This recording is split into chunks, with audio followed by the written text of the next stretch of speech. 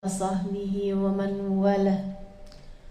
Subhanaka la ilma lana illa ma 'allamtana innaka antal alimul hakim. Rabbi shrah li sadri wa yassir li amri wahlul 'uqdatan min lisani yafqahu qawli. Amma ba'du.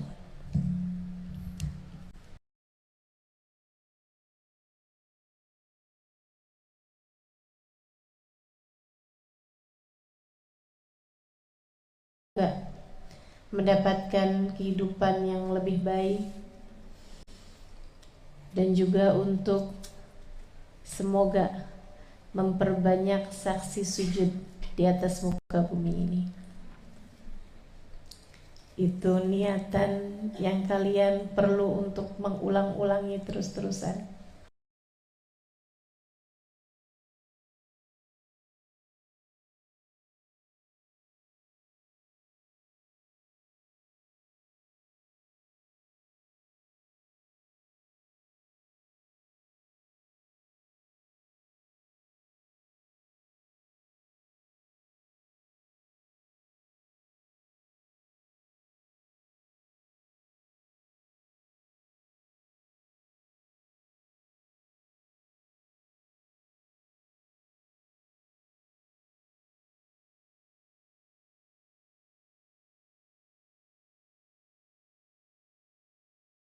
Ada tempat asing dan tak ada orang lain, sebab semua jengkal bumi ini adalah milik Allah SWT. Semua jengkal tanah adalah buminya, dan semua orang adalah hamba-hambanya. Mudah-mudahan Allah karuniakan kepada kita keistiqomahan di jalannya. Amin ya rabbal alamin. Terima kasih kepada segenap panitia yang telah mengurus majelis ini di Osaka, Jepang, tepatnya di Masjid Istiqlal, Osaka. Mudah-mudahan menjadi saksi istiqlalina amman siwah, merdekanya kita dari selain Allah SWT. Istiqlal itu artinya kemerdekaan. Makanya masjid agung kita, masjid utama kita di Indonesia namanya kan juga Masjid Istiqlal. Artinya masjid kemerdekaan. Ini sekarang di Jepang, di Osaka tepatnya, kita punya Masjid Istiqlal. Mudah-mudahan sekali lagi menunjukkan kemerdekaan kita. Orang merdeka yang sesungguhnya adalah yang merdeka dari selain Allah, yang tidak dijajah oleh yang lain selain dijajah atau diatur oleh aturan Allah SWT.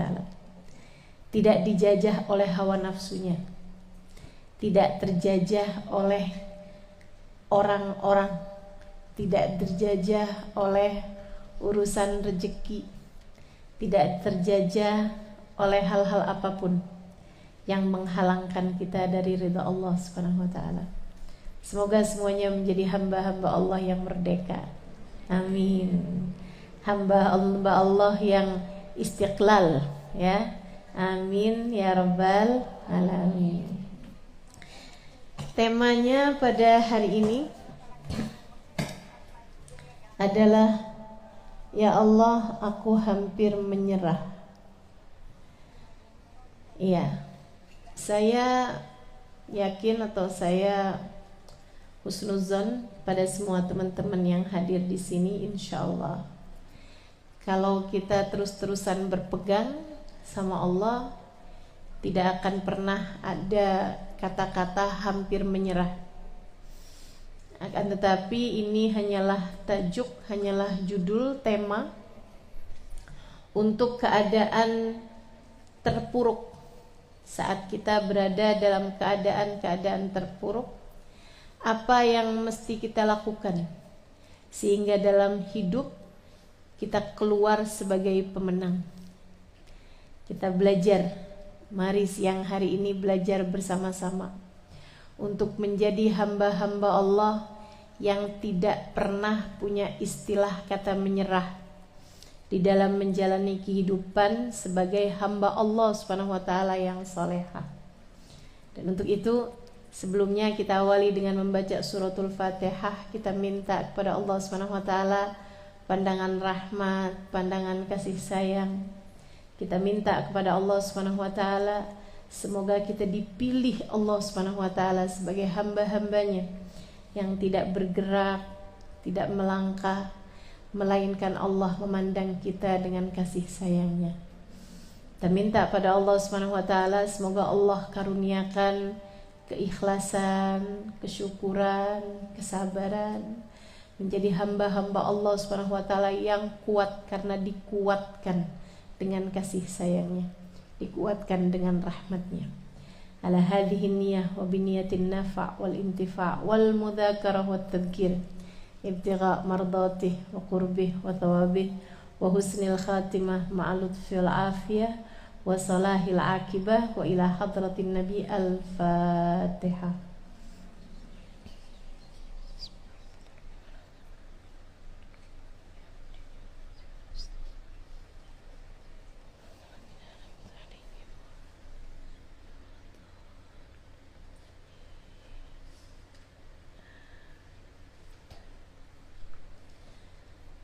A'udzu billahi minasyaitonir rajim. Tadi saya ada dengar firman yang dibacakan, ada Quran yang dibacakan oleh saudari kita tadi itu dari surat Ali Imran ayat 137, 138, 139. Saya nanti akan lanjutkan ke 140 dan 141. Karena itu motivasi terindah, motivasi terkuat dari sang pemilik kita, teman-teman sekalian, dari Allah Subhanahu wa taala.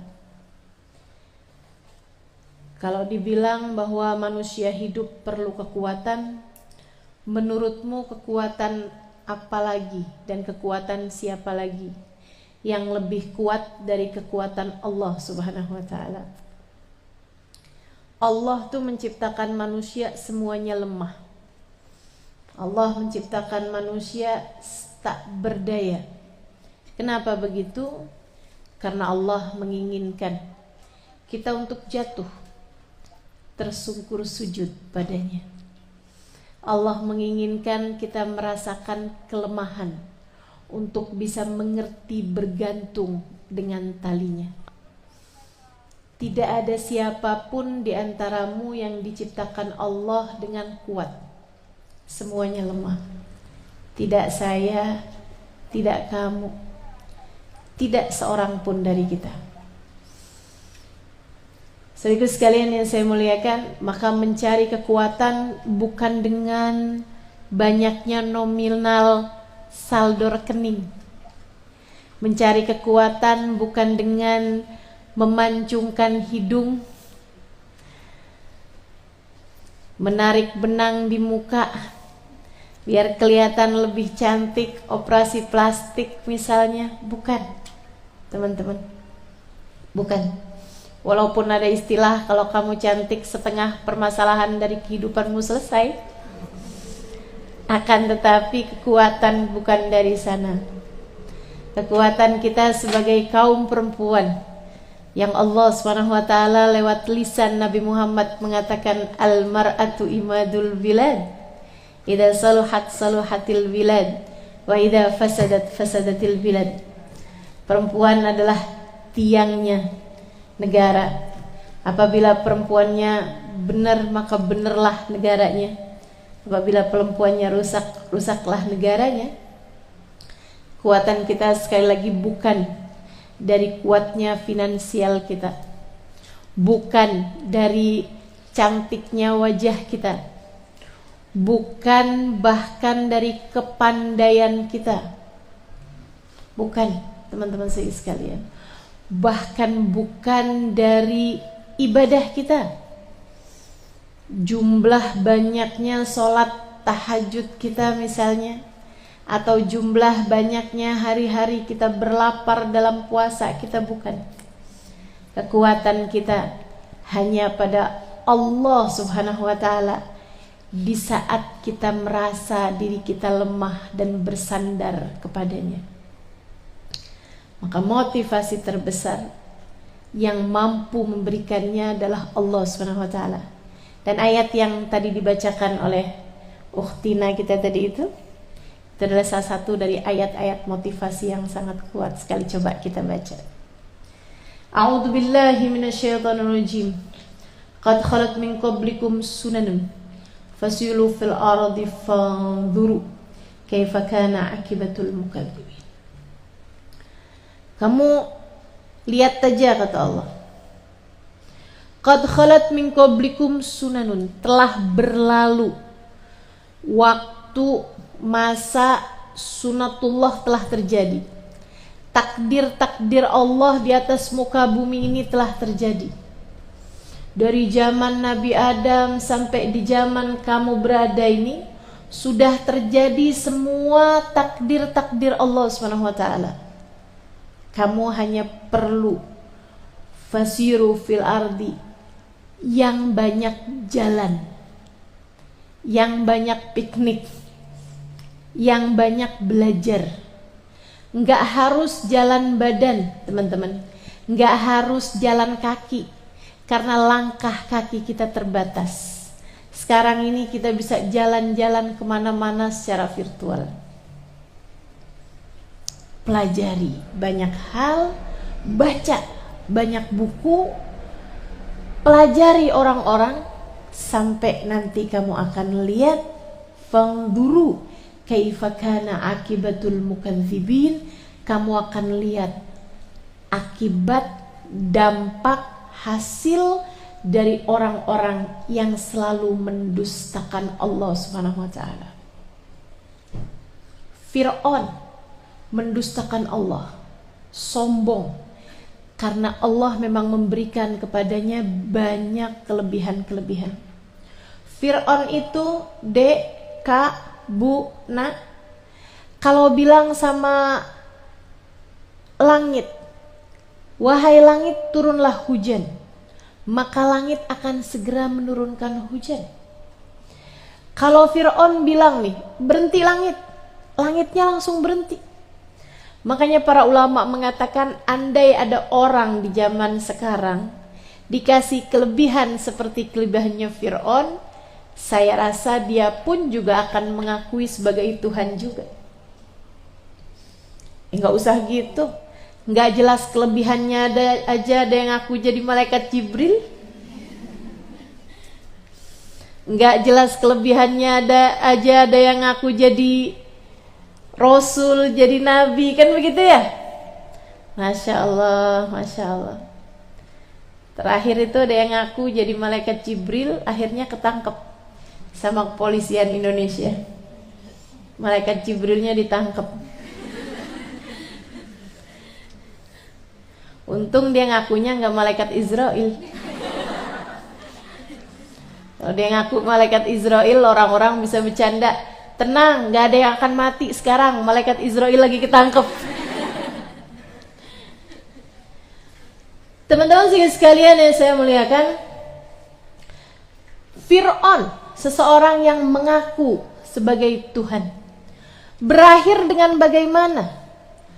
Pergilah kalian ke Mesir, baik secara langkah kaki seperti yang tadi saya sampaikan, atau secara virtual, cari tahu bagaimana hasil kehidupan seseorang yang mengaku dirinya sebagai Tuhan. Saya sampai di Mesir. Saya pergi lihat Fir'aun di Kairo. Ia terbujur kaku, dijadikan mumi oleh bangsa Mesir, awet sampai sekarang. Sampai saya perhatikan, bahkan rambut-rambut di pelipisnya masih ada. Fir'aun itu awet, ada itu bukan kayak tulang-tulang belulang belaka gitu, enggak. Teman-teman, lengkap semuanya itu tadi. Sampai saya perhatikan tuh bulu-bulu dan rambut-rambut di pelipisnya, di kepalanya, semuanya masih lengkap. Masya Allah. Saudaraku sekalian saya muliakan, pulang dari Mesir suami saya tanya, gimana kamu udah lihat muminya Fir'aun? Saya bilang udah. Gimana Halimah bentuknya? Saya bilang tenang, kamu masih lebih cakep dari dia.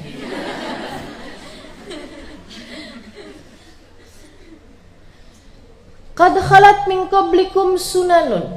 Kata Allah, udah berlalu takdir dari orang-orang yang sombong, yang arogan, yang mukadzibun, mendustakan Allah, mendustakan Rasulullah. Fanzuru kaifa kana akibatul mukadzibin. Kamu lihat aja gimana cara Allah menjadikan akhir kehidupan orang-orang yang arogan, orang-orang yang sombong, orang-orang yang mendustakan Allah, orang-orang yang merasa dirinya punya kekuatan. Saudaraku sekalian, berakhir dengan dihinakan Allah sebagai akhir kehidupannya, atau ketika ia kecewa berakhir dengan menyerah dan na'udzubillah, biasanya berakhir kalau enggak jadi pasien tetap rumah sakit jiwa, atau kalau tidak mereka kemudian bunuh diri. Kenapa begitu? Mukadzibin. Mereka mendustakan firman Allah. Mereka tidak mempercayai kekuatan Allah, merasa diri hebat sehingga Allah hinakan, merasa diri bisa yang ternyata tidak, hingga kemudian putus asa. Kamu jangan pernah menjadi salah satu dari keduanya. Orang-orang yang mendustakan kekuatan Allah. Jadi kayak Fir'aun yang Allah Subhanahu wa ta'ala mumikan sekarang di Kairo sana itu, untuk jadi pembelajaran buat kita sekalian. Menjadi seperti Namrud, teman-teman saudaraku sekalian. Namrud itu ngaku dirinya juga sebagai Tuhan di zamannya Nabiullah Ibrahim alaihissalam. Allah Subhanahu wa taala di akhir kehidupannya, sebagaimana yang kita baca dalam Al-Qur'an ya, perbincangannya Namrud sama Sayyidina Ibrahim Al-Khalil alaihissalam. Katanya Nabi Allah Ibrahim, innallaha yuhyi wa yumit. Allah menghidupkan, Allah mematikan. Kata Namrud, saya juga, innama ana uhyi wa umit. Saya juga bisa menghidupkan, saya bisa mematikan. Saya bisa menghamili perempuan, lahir anak, saya bisa menghidupkan. Saya juga bisa membunuh seseorang, kemudian dia mati, saya bisa mematikan.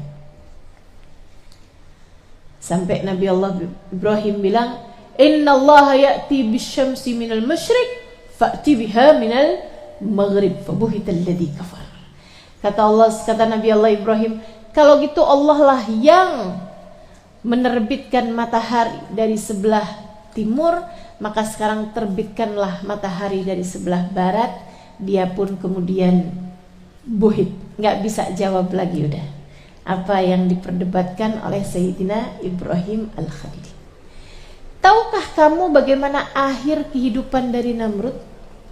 Saudara sekalian saya muliakan, Namrud itu di akhir-akhir jelang kematiannya Allah kasih binatang kecil, lebih kecil daripada lalat, lebih kecil daripada yang suka ngerubungin di buah tuh. Binatang yang sangat kecil sekali, masuk di telinganya tapi nggak mati-mati. Terus aja muter di kepalanya Namrud, di dalam kepalanya Namrud. Merasa sangat-sangat kesakitan, dan sakitnya baru bisa mereda ketika dia memukulkan sendal di kepalanya, hingga akhirnya dia memanggil pelayannya untuk memukulkan sendal di kepalanya setiap sekian menit, setiap sekian waktu tuh, pukulin sendal. Coba ngaku jadi Tuhan, dipukulin sendal sama pelayan pula, dikeplak teman-teman. Betapa Allah Subhanahu wa ta'ala kalau mau menghinakan seseorang, Allah hinakan dengan sehina-hinanya. Bahkan kita pun tahu nih, bumi bisa berhenti segala aktivitasnya dalam waktu bukan 1-2 hari, dalam waktu bukan 1-2 minggu, tapi nyaris 2 tahun. Hanya karena ulah sesuatu yang bahkan tidak bisa terlihat kecuali dengan mikroskop. Namanya COVID. Betapa kita menjadi saksi kaifa kana akibatul mukadzibin. Bagaimana akhir dari orang-orang yang mendustakan Allah Subhanahu wa ta'ala. Hada bayanul linnas wa hudan wa mau'izatan lil muttaqin. Kalian kalau lihat kayak begitu, ambil pelajarannya, kata Allah. Sebab ini adalah keterangan dariku. Huda, ini adalah petunjuk dariku. Wa mau'izatan, dan ini adalah nasihat dariku, kata Allah, lil muttaqin, buat hamba-hambaku yang bertakwa. Maka di awal-awal pandemi kayak 1, 2, 3, 4, 5 bulan pertama, itu kan kabar tentang COVID selalu aja kan tambah gak enak. Ada lagi varian baru, habisnya apa gitu jadi Delta, kan begitu ya? Udah Delta udah agak mereda, dia bawa uminya, namanya Omikron. Nggak tahu lagi tuh, habis uminya kayaknya dibawa anaknya, dibawa siapanya gitu kan.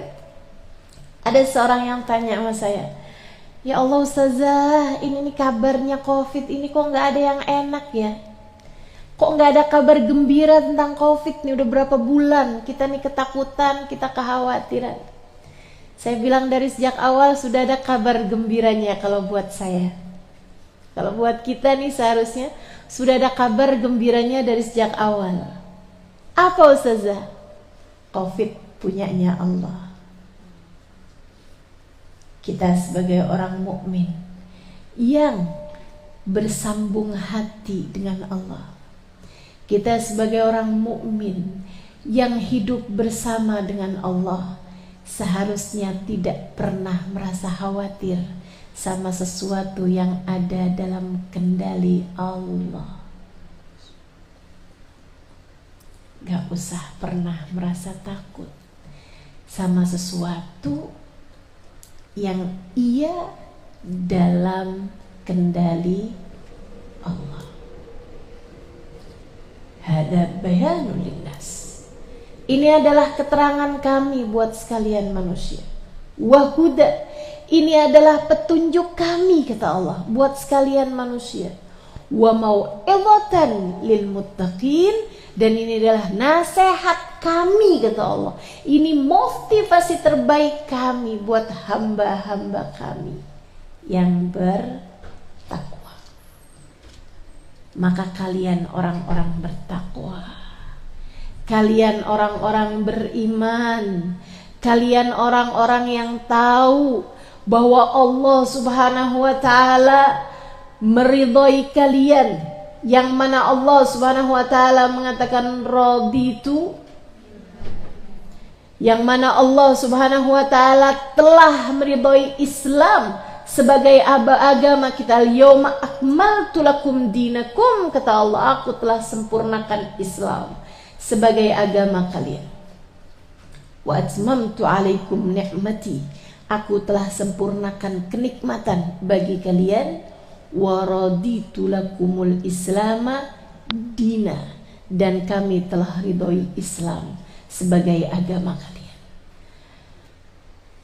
Motivasi dari Allah yang terbesar. Fala tahinu. Ya Allah, ini teman-teman, setiap kali kalian merasa sedih, merasa terpuruk, merasa berada di titik terendah kehidupan, merasa tidak berguna, merasa sendirian, merasa tidak punya apa-apa, merasa tak ada sesiapapun peduli kepadamu. Ingat-ingatlah ayat ini. Allah Tuhan kita berkata, fala tahinu, janganlah pernah kalian merasa lemah. Kamu tidak lemah. Fala tahinu, jangan pernah merasa diri hina, jangan pernah merasa diri lemah. Wala tahinu wala tahzanu, jangan pernah merasa diri lemah, jangan pernah merasa diri hina, dan jangan pernah pula bersedih hati. Jangan sedih. Wa antumul a'laun, sebab kalian tinggi, sebab kalian hebat, sebab kalian a'la, sebab kalian telah aku tinggikan. Kalian harus jadi manusia yang paling percaya diri, bukan kepada diri kalian, akan tetapi percaya bahwa diri kalian dicinta. Oh, diri kalian dengan dianugerahi Islam telah diberi Allah Subhanahu wa taala kenikmatan yang tertinggi. Saudara sekalian, saya punya teman, dia tinggal di Inggris, tepatnya di Liverpool. Ustazah Najibah Hai. Dia pernah bercerita, satu hari dia ada di jalanan kota yang sangat padat sekali, sangat ramai sekali. Dia kemudian ingat tentang Allah. Di jalan liatin orang-orang, dia tahu, ya Allah, Engkaulah yang menciptakan semuanya. Semua orang yang jalan-jalan ini Engkau yang ciptakan, ya Allah. Kemudian dia liatin mereka semua.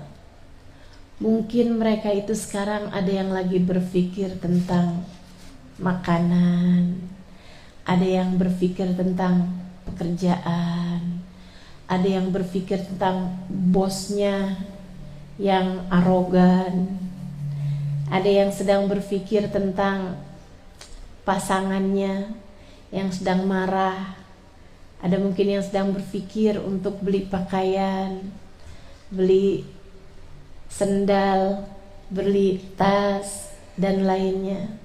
Ada yang sedang berpikir tentang make up di wajahnya, ada yang sedang berpikir tentang cuaca, ada yang berpikir tentang tetangganya yang tadi pagi marah-marah. Najibah bilang, dan saya muslimah, dan saya ada di jalanan tersebut, saya ingat Allah yang menciptakan mereka semua dan menciptakan apa yang ada dalam pikiran mereka semua. Saat itulah saya menaikkan kepala saya membusungkan dada saya berjalan sambil berpikir, terima kasih ya Allah, Engkau telah memilih saya di antara hamba-hambamu. Dan nikmat manakah yang lebih besar dari ini semuanya? Mereka cuma dikasih uang, kamu dikasih yang menciptakan seluruh uang di atas muka bumi. Mereka cuma dikasih rumah, kamu dikasih sama Allah boleh memanggil zat yang menciptakan seluruh tanah di atas muka bumi ini. Mereka dikasih punya seseorang yang menyayangi mereka, punya suami mungkin yang sayang sama mereka, punya anak mungkin yang menyayangi mereka sementara kamu belum, misalnya mereka dikasih orang yang menyayangi mereka, akan tetapi kamu disayang sama zat yang semua hati manusia di atas muka bumi ini berada dalam kendalinya. Yugallibuhu ma yasha. Dia membolak-balikannya sekehendaknya. Karenanya sesaat disayang, sesaat dibenci, sesaat disayang, sesaat dibuang.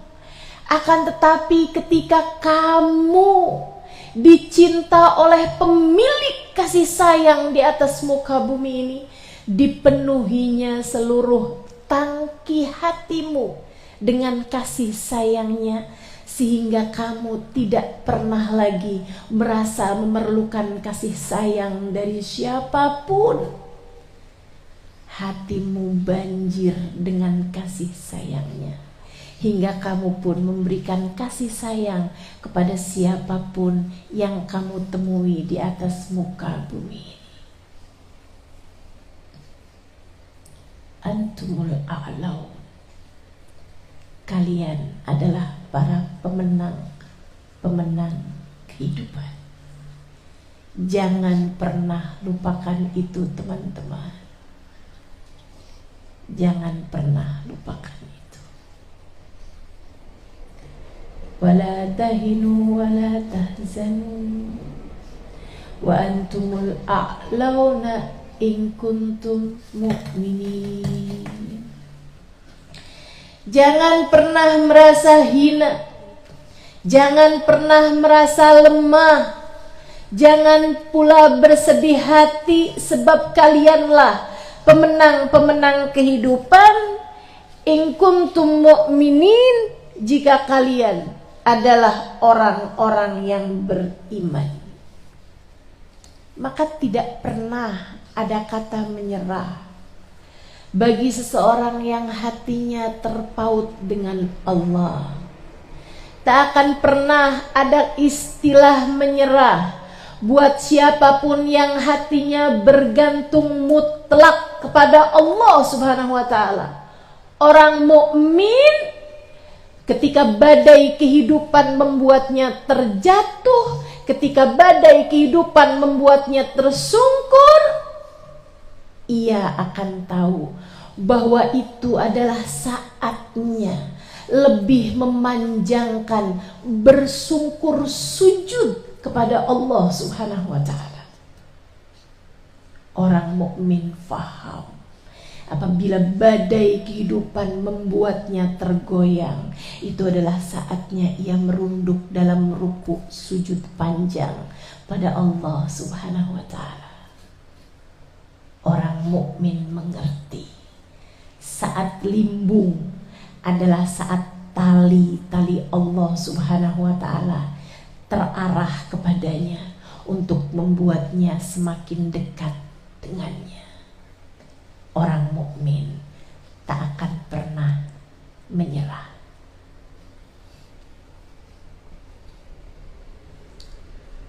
Ini firman Allah, teman-teman. Obat paling mujarab, obat paling manjur, penawar bagi hati dalam keadaan apapun. Makanya gak usah jauh-jauh dari Allah, gak usah jauh-jauh dari Quran, jangan mau jauh-jauh dari kajian. Terus mendekat, biar sehat, biar bahagia, biar senang hidupmu. Menjauh dari Allah bikin kamu sakit. Menjauh dari Allah hanya akan bikin kamu sulit. Menjauh dari Allah Subhanahu wa ta'ala hanya membuat kamu merasa sempit. Jauh dari Allah hanya akan membuat kamu sendiri, merasa sendiri di tempat yang paling ramai, jauh dari Allah, akan membuat hatimu menangis meskipun bibirmu tersungging senyum keterpaksaan di sana. Jauh dari Allah membuat badanmu terus-terusan merasa penat, bahkan di saat kamu sedang beristirahat. Maka jangan pernah memilih jauh dari Allah sepanjang hidupmu, teman-teman. Jangan. Atas nama cinta saya sampaikan padamu. Atas nama sayang, sebagai seorang muslimah yang mempelajari panjang urusan agama ini, saya sampaikan padamu dengan sepenuh kasih sayang saya kepadamu, para perantau-perantau di negeri orang, kepadamu yang berjuang dalam kehidupan. Jangan pernah mau memilih jauh dari Allah.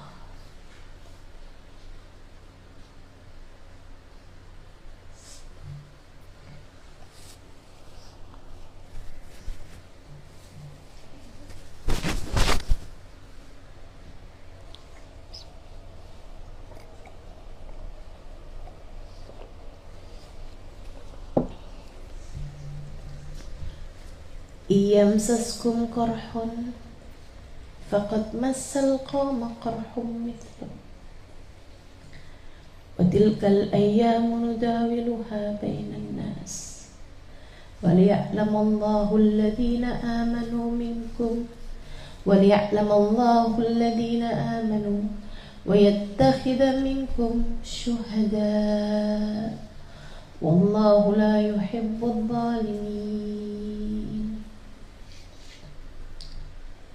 Iyamsaskum qarhun, jika kamu bilang, tapi saya punya masa lalu yang suram, tapi saya pernah punya hari-hari yang gelap, tapi saya pernah ada dalam hari-hari yang sulit, dalam hari-hari yang kelabu. Bagaimana kami akan terus bisa merasa sebagai pemenang? Bagaimana kami bisa merasa sebagai orang yang tinggi? Bagaimana kami bisa tidak bersedih hati? Bagaimana kami tidak berputus asa? Hari-hari yang telah kami lalui begitu berat, hingga menyisakan luka-luka yang begitu dalam hati kami. Teman-teman saudariku sekalian, Allah bilang, iyamsaskum qarhun faqad massal qauma qarhum mithluh. Jika kamu tergores luka, jika kamu terusap luka, Allah bahkan menyampaikan luka tersebut bukan goresan, apalagi cabikan, akan tetapi sebuah usapan aja, kata Allah. Jika luka menimpamu, jika luka menyentuhmu, jika ada luka datang dalam hidupmu, kecewa karena seseorang berpaling hati darimu, kecewa karena orang tidak menghargai usahamu, kecewa karena apa yang kamu harapkan tidak terjadi, kecewa karena sesuatu yang kamu takutkan justru malah terjadi dalam hidupmu. Kamu terluka, kamu kecewa, faqad massal qauma qarhum mithluh. Kata Allah, semua orang pernah kecewa sepertimu. Kamu bukan orang pertama yang terluka. Kamu tidak pernah sendirian. Nabimu bahkan terluka.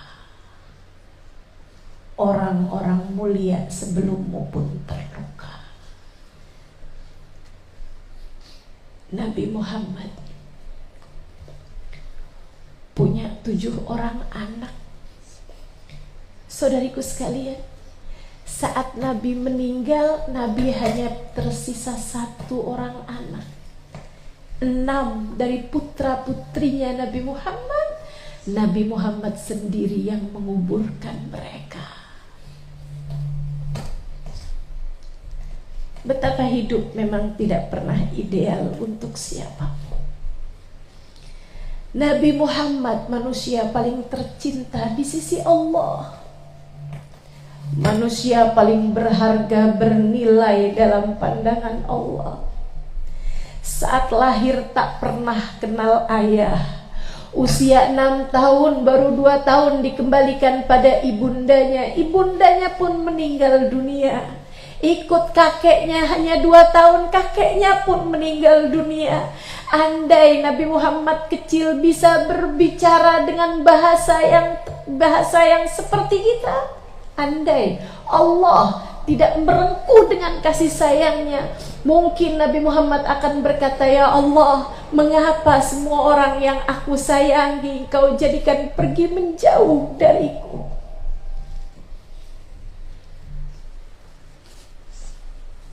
Hakadal hayat. Inilah hidup, teman-teman. Inilah hidup. Mau jadi siapa kamu kalau berharap hidup kamu senang terus-terusan? Mau berharap jadi siapa kamu kalau kamu berharap hidup kamu gak diuji, gak tertimpa luka, tidak datang dalam hidupmu hal-hal yang membuatmu bersedih hati, hal-hal yang bisa membuatmu jatuh? Mau jadi siapa kita? Hidup tidak pernah ideal untuk siapapun. Tidak untuk siapapun. Tidak untuk siapapun, termasuk kita.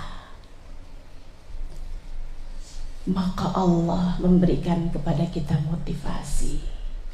Iyamsaskum korhun faqad massal qauma qarhum mithluh. Jika ada luka menyentuhmu, faqad massal qauma qarhum mithluh, luka yang sama pernah dialami orang-orang sebelummu. Sebab wa tilkal ayyamu nudawiluha bainan nas. Hidup kalian di dunia hanyalah roda yang kami putar-putarkan kepada manusia. Ada saatnya kamu sehat, ada saatnya kamu sakit, ada saatnya kamu dicinta, ada saatnya kamu dibenci, ada saatnya kamu datang padamu saat-saat yang membahagiakan, ada saatnya kamu datang hal-hal yang bisa membuatmu bersedih hati. Semua ada saatnya. Seperti musim, semua rasa dalam hati kita datang dan pergi. Ada saatnya tawa tergelak, ada saatnya air mata terpaksa membasahi pipi dengan begitu derasnya. Semua ada saatnya. Tilkal ayyam nudawiluha bainan nas. Hidup memang begitu, kata Allah. Sebab kehidupan di dunia itu adalah seperti roda yang kami putarkan kepada manusia yang hidup di atasnya.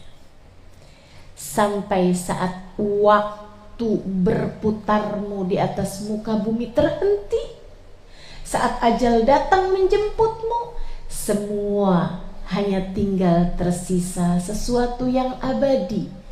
Kebahagiaankah ataukah kesengsaraankah?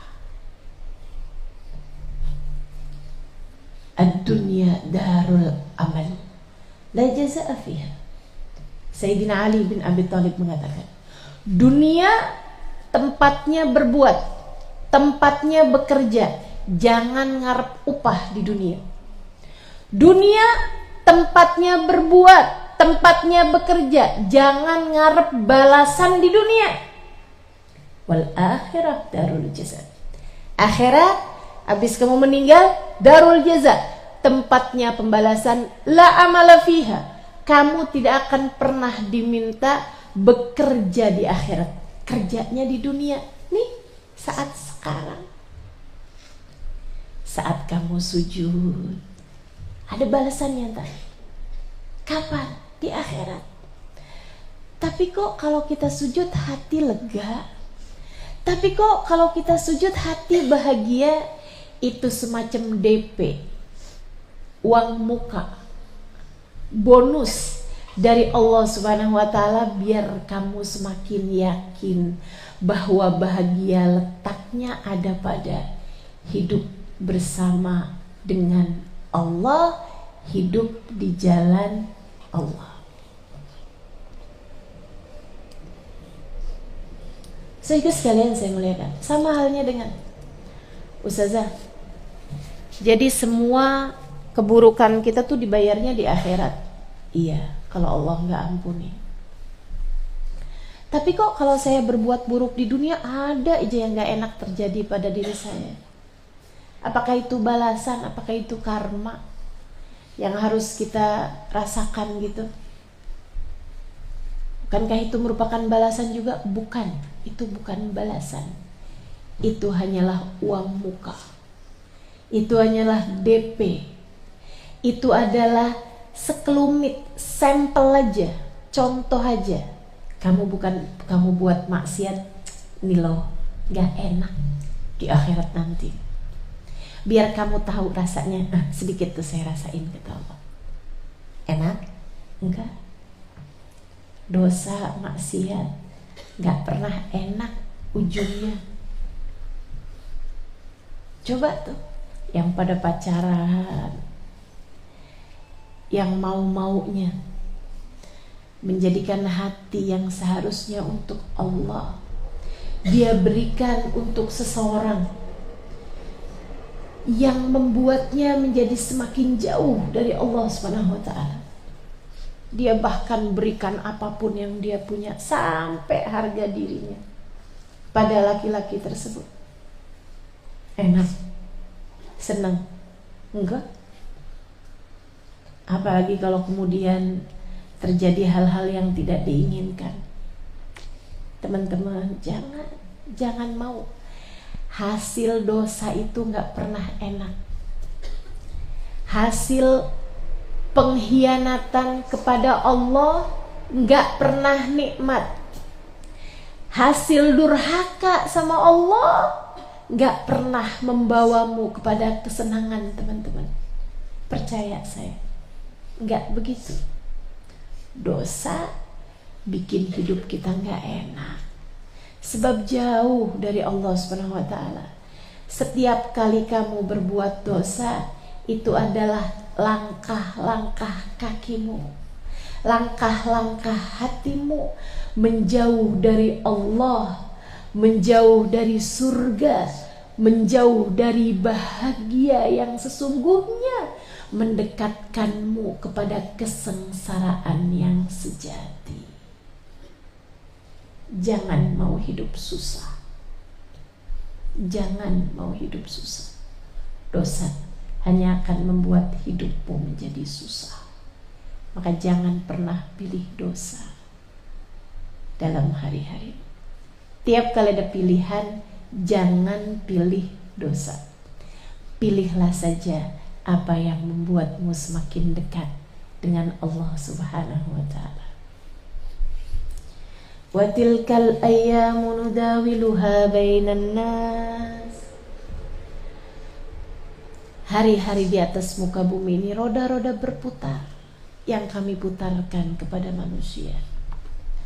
Kamu jatuh, kamu sakit, kamu terpuruk, kamu merasa terhina, kamu merasa sendirian, kamu merasa ditinggalkan. Kata Allah, itu hanyalah saat-saat di mana kamu sedang berada di dalam roda yang bawah. Untuk kemudian tunggulah, bersabarlah, akan ada waktunya kamu pun akan ada di atas kembali. Maka jangan pernah menyerah. Tunggu aja. Seperti musim. Kamu merasa gak nyaman ketika datang musim dingin, musim salju misalnya. Tapi jangan nyerah. Kenapa? Kenapa kamu gak nyerah? Karena kamu tahu sesudah musim dingin tersebut berlalu, akan datang hari-hari di mana kamu kembali dapat merasakan kenyamanan, kehangatan matahari, bunga-bunga tumbuh. Kan begitu? Hidup ini kayak musim, teman-teman. Maka jangan pernah nyerah. Ada teman saya tuh, dia bilang begini. Nih ceritanya ada saya tulis di buku Muhasabah Cinta kalau nggak salah. Saya punya teman namanya Khadijah. Dia dari kota Bayda. Bayda itu di Yaman juga, tapi bagian yang jauh dari Tarim tempat kami tinggal. Tempat kami berguru dengan Sayyidil Habib Umar bin Hafid, guru kami ya. Khadijah ini ketika datang ke Daruz Zahra itu dia tinggal di rumah, di ngontrak dengan suaminya. Dan itu terjadi atau itu dilakukan oleh beberapa orang luar, pendatang, orang asing yang tinggal di Tarim untuk belajar. Mereka biasanya sama suaminya, ada yang dari Inggris kayak Ustazah Najibah tadi itu sama suaminya. Kemudian lagi ada beberapa yang lain-lain juga gitu, dari Amerika, dari Swedia, ada dari Australia gitu. Tinggal sama suami dan anak-anaknya. Saya tuh sering dengar istilah kayak orang bule itu biasanya romantis gitu sama istrinya. Nah, saya suka perhatiin tuh teman-teman yang pada punya suami, dari mulai jemput istrinya gitu kan, keluar dari Daruz Zahra, mereka jalan berdua gitu, saya suka perhatiin gitu gimana perlakuan suaminya kepada istrinya. Sampai satu hari saya bilang sama Khadijah itu, Khadijah, saya tuh sering dengar di negeri saya tuh suka bilang orang laki-laki paling romantis itu orang-orang bule gitu. Saya bilang tapi setelah saya lihat teman-teman saya ini, saya nggak pernah ngelihat suami lebih romantis daripada suami kamu sama kamu. Itu kalau udah Khadijah keluar, istrinya, suaminya tuh mandang dia dengan pandangan sayang, dipegang tangannya gitu, terus dibawain bawaan-bawaannya, barang-barangnya, sekedar tas atau apa tuh dibawain sama suaminya gitu. Saya tuh sampai bilang gitu, liatin tuh Khadijah, liatin tuh, kurang digendong aja nih sama suaminya nih. Kayaknya kalau ada suami gendong istri, dia nih pasti nih. Masya Allah, romantis banget, so sweet banget gitu. Kalau ngomong pelan-pelan gitu suaminya, sambil mandang istrinya tuh udah kayak ratu, kayak queen gitu. Walaupun queen juga belum tentu dipandang seperti itu ya, sama rajanya gitu kan. Tapi yang bener-bener pecinta memandang yang dicinta gitu. Saya bilang kamu beruntung Khadijah. So dia bilang kayak begini, iya emang suami saya tuh baik banget. Itu juga nilai tambah, karena ternyata ketika saya udah pulang ke Indonesia, kalau saya puji seperti itu kepada seseorang, saya bilang suami kamu baik ya, dia bilang kayak begini, depan ustazah aja tuh. Di rumah kami lain lagi tuh ustazah, depan ustazah memang kelihatannya baik lah ustazah. Jadi sekalian, tapi Khadijah nggak gitu jawabnya. Ketika saya bilang suami kamu baik, dia bilang memang suami saya tuh baik banget, masya Allah. Alhamdulillah saya tidak memilih sesuatu yang lain. Saya bilang kenapa Khadijah? Khadijah pun cerita, dia nikah kayak nggak pakai pacaran, nggak pakai apa, cuman dikenalkan keluarga gitu. Pertemuan dua keluarga, memang keluarganya saling kenal, mereka berada di satu kota yang sama, satu kampung yang sama. Akhirnya dinikahkan. Dia bilang awal-awal bulan semuanya rapi aja, sampai udah mulai masuk bulan ke-6, ke-7 pernikahan tuh hampir-hampir setahunan dari pernikahan, suaminya mulai berubah. Suaminya mulai pulang malam, padahal biasa-biasanya maghrib udah sampai di rumah, udah sholat berjamaah bersama-sama gitu. Tapi ini enggak gitu kan, sampai harus menunggu sampai malam gitulah. Akhirnya keadaan menjadi semakin parah. Ujungnya suaminya itu yang pulang ke rumah di malam hari dalam keadaan mabuk berat. Dia bilang, saya nggak tahu di negeri kamu seperti apa Halimah, tapi di negeri saya laki-laki mabuk itu adalah sesuatu hal yang sangat besar sekali. Dia bilang karena di tempat kami tuh laki-laki merokok aja udah dianggap sebagai tindak kriminal. Maksudnya kayak nggak mungkin soleh lah gitu kalau laki-laki merokok. Lah ini bukan hanya ngerokok tapi mabuk, dan dalam keadaan mabuk dibawa pulang ke rumah. Dia bilang, saya seret-seret dia, saya taruh di atas tempat tidur, saya nangis, ya Allah, kenapa banget sih suami saya. Saya pikir itu adalah malam tergelap dalam hidup saya, tapi ternyata itu adalah awalnya. Sesudahnya keadaan menjadi semakin berat. Saya tahu kemudian bahwa suami saya ini kelilit utang. Dia berusaha untuk membayarkan hutangnya dengan cara berjudi. Maka dia pun menghutang lagi dipakai judi. Judi mana yang bisa menghasilkan? Dia pun tambah jatuh. Dia nggak pintar komunikasi sama istrinya juga mungkin gitu ya. Sampai akhirnya keadaan menjadi semakin berat. Dia bilang, saya sebagai istri melihat suami saya seperti itu, saya sedih sekali. Saya selalu bilang sama dia, saya nggak apa-apa loh, yuk kita kerjain apa nih yang bisa saya kerjain buat kamu, mari kita jalanin sama-sama gitu. Tapi suami saya nggak peduli gitu, dia merasa kayaknya yang ini adalah urusan saya, kamu gak usah ikut-ikut, kurang lebih seperti itu. Kan memang banyak suami-suami yang merasa bahwa urusan nafkah, urusan keuangan, urusan dia gitu kan, istrinya nggak perlu ikut-ikut. Akhirnya dia bilang, saya datang ke ustadz, datang ke syekh, datang ke ulama. Mereka bilang, ya ini adalah ujian kamu mau sabar silahkan jalani, kamu kalau nggak sabar kamu sudah boleh untuk menuntut perceraian. Dia bilang, saya pikir-pikir ya Allah, kesian banget, suami saya sebenarnya orang baik. Akhirnya dia bilang, saya pikir untuk ambil kendali. Saya berputuskan untuk ambil kendali, saya jualan roti. Malam-malam tuh saya bangun, saya bikin roti. Dia bilang pagi-pagi rotinya saya jual di restoran-restoran yang jualan sarapan-sarapan gitu ya. Di sana mereka sarapan pakai roti gitu. Dia bilang, dan dengan itu saya bisa dapat uang yang cukup banyak, cukup untuk membiayai kehidupan kami sehari-hari. Suami saya masih belum berubah juga. Tahu saya punya uang, nah itu dia mulai ngambilin barang untuk dijual-jual. Sampai rumah udah mulai kehabisan barang. Dia bilang gitu kan. Setiap waktu itu juga saya bertengkar sama suami, karena saya bilang jangan, dianya yang gak peduli gitu. Sampai dia bilang, lama kelamaan suami saya juga minta uang sama saya gak tega, saya kasih sama dia gitu. Tapi terus seperti itu.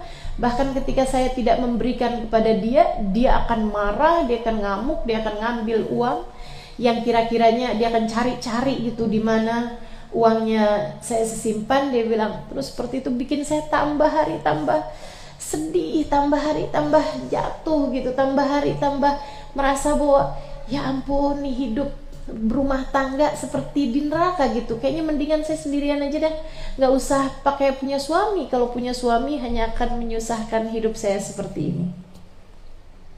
Saya datang kembali ke syekh yang lain, dia menyampaikan hal yang sama. Akan tetapi saya kemudian ada mendengar sesuatu bahwa segala sesuatu itu juga dalam kendali Allah. Saya ingetin itu. Saya memutuskan malam hari itu mulai tahajud. Dia bilang, saya pun bangun tahajud, saya doa. Saya minta sama Allah, ya Allah, saya sayang sama suami saya. Suami saya sebenarnya orang yang baik, ya Allah. Dimanapun dia berada, pandanglah ia dengan pandangan kasih sayang-Mu. Selamatkan dia ya Allah, selamatkan dia ya Allah. Terus begitu saya doa, saya tanya, kemudian doamu diijabah Khadijah? Enggak gitu juga. Suami saya malah kabur 3 bulan gak pulang. Gak ada yang instan. Jangan berharap matahari terbit sebelum waktunya. Jangan berharap bunga bermekaran sebelum saatnya. Jangan berharap buah manis sebelum waktunya. Semua ada waktunya teman-teman, semua ada waktunya. Kenapa Allah jadikan gak ada yang instan? Nah, ini ayat sesudahnya nih, kelanjutannya nih sebelum saya lanjutkan tentang Khadijah tadi itu. Kenapa sih Allah Kau jadikan waktu bergulir? Ada saat susah, ada saat senang, ada saat kita terjatuh, ada saat kita di atas, ada saat kecewa, ada saat bangga. Kenapa begitu ya Allah? Liyumahhisallahu alladhina amanu liya'lamallahu alladhina amanu wa yattakhidha minkum syuhada. Karena Allah mau lihat siapa di antara kalian yang sungguh-sungguh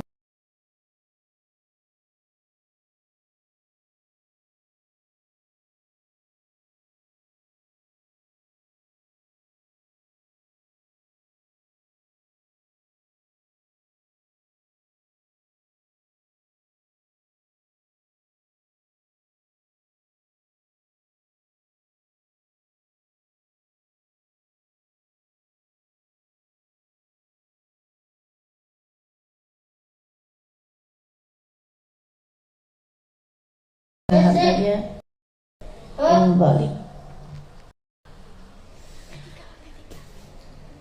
Sedikit sekalian yang saya muliakan, kembali kepada Khadijah nih. Allah memang mau liatin ya.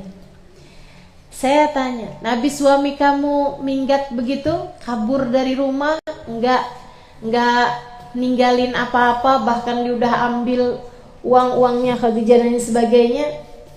Apa yang kamu lakukan? Saya bilang.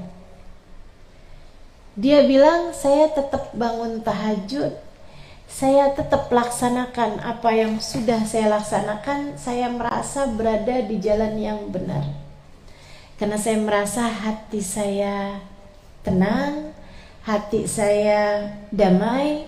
Dengan saya semakin dekat dengan Allah, semakin mendekat kepadanya. Dia bilang, saya pun setiap malam bangun tahajud, kemudian saya berdoa, ya Allah, saya tidak tahu suami saya ada di mana. Saya tidak tahu dia sekarang bersama dengan siapa.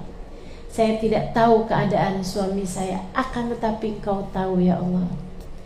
Dimanapun saja dia berada, dekatkan dia denganmu.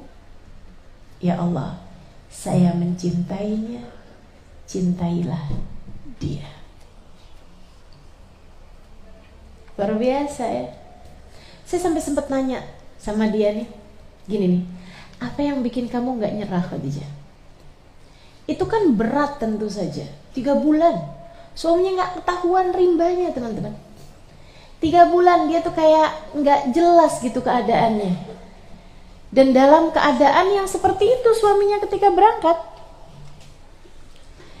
jadi dia udah kalut, galau kan. Dia bilang, apa yang buat kamu tidak menyerah? Saya tanya. Dia bilang, sebab saya tahu malam kalau semakin gelap, pertanda fajar sebentar lagi terbit. Saya tidak mau menyerah di saat fajarnya terbit sebentar lagi. Saya tidak mau menjadi orang-orang yang tidak menang menjalani kehidupan saya. Saya tahu semua urusan ada dalam kendali Allah, maka saya pasrahkan saja semuanya padanya. Khadijah cerita, karena suaminya itu gak pulang 3 bulan gitu, akhirnya keluarga besar semuanya cari tahu. Mereka sampai menyarankan Khadijah untuk bercerai gitu ya, keluarga besar suaminya. Maaf ya nak, kami gak tahu kalau anak kami seperti itu. Udah, nanti kalau dia pulang, kami akan jauhkan kamu dari dia. Tapi Khadijah bilang, jangan, gak apa-apa kok, dia orang baik, biarin aja, gak apa-apa. Teman-teman saya sekalian, dan beberapa orang-orang yang lain, teman-temannya, kerabat-kerabatnya, tahu bahwa ternyata masalahnya suaminya Khadijah ini adalah masalah keuangan, hutang dan sebagainya itu. Mereka bilang, wah saya dulu pernah punya hutang sama dia, yang memang sudah dihalalkan.